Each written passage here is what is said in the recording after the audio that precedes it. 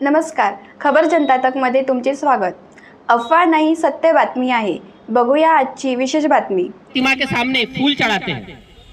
इस देश के जो प्रधानमंत्री हैं वो अगर बाबा साहब ना होते तो कहीं परचून के दुकान पे कुछ बेचते हुए नजर आते हमें। ये मैं नहीं कह रहा हूं, इस देश के प्रधानमंत्री ने ही कहा है। और उस देश के प्रधानमंत्री के खास दोस्त होते हुए, उनके संगत में रहते हुए, उनके अंदर उनके शरण में ट्रेन होने के बाद अगर वो बाबा साहब के बारे में इस तरीके की बात कह रहे हैं तो ये समझ लीजिए ये बात वो नहीं, उनकी विचारधारा कह रही है। ये जो हाथ में हम जो बाबा साहब की तस्वीर लेके खड़े हैं, ये सिर्फ तस्वीर नहीं है।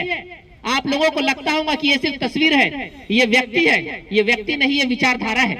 इस विचारधारा की जड़ें सिर्फ बाबा साहब जब पैदा हुए तब से नहीं है। इस विचारधारा की जड़ें इस देश में पिछले 2500 साल से बोई गई है और वो आज तक चली आ रही है। इस जड़ों को मिटाने के लिए इस तरीके की विचारधाराएं निरंतर काम कर रही है। उस विचारधाराओं को काम करते हुए देखना आज हमारे लिए बड़ी दुख की बात है, क्योंकि आज ये विचारधारा इतनी सक्रिय हो चुकी है कि ये सीधे रूप में इस देश में संविधान बनाने वाले संविधान निर्माता बाबा साहब अंबेडकर को और उसके समाज को चैलेंज कर रही है। सिर्फ चैलेंज नहीं कर रही है, निरंतर अपमान कर रही है। निरंतर अपमान करके उन्हें बेइज्जत कर रही है, उनके वोटों को चुरा रही है, उनके वोट लेके उनके खिलाफ नीतियां बना रही है। आप बताइए, आज अगर बाबा साहब होते तो अपने अपमान का वो इस सरकार से बदला लेने के बारे में सोचते या फिर उनके लोगों पे हो रहे अत्याचारों का बदला लेने के बारे में सोचते?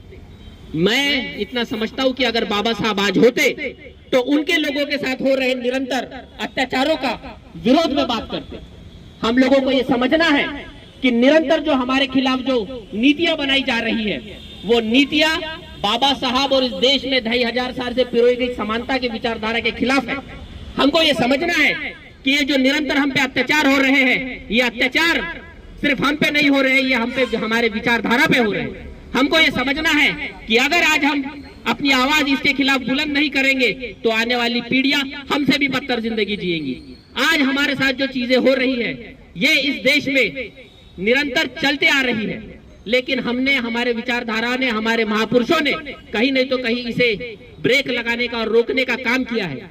लेकिन आज हम लोग कहीं नहीं तो कहीं कमजोर नजर आते हैं, क्योंकि अगर कोई इस देश के संविधान की शपथ लेने के बाद अगर कोई गृह मंत्री अगर इस देश के संविधान निर्माता के ऊपर आक्षेपनीय टिप्पणी करता है तो ये समझने की बात है कि आज उस विचारधारा की जो बातें हैं, आज वो विचारधारा कितने रूप में सक्रिय हो चुकी है।